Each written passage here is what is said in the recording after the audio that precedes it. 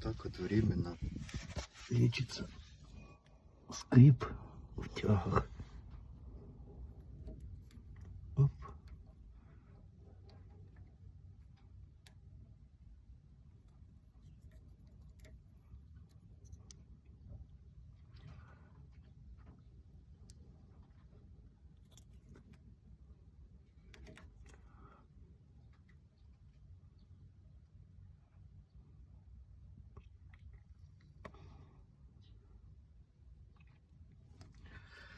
И верхнюю тоже.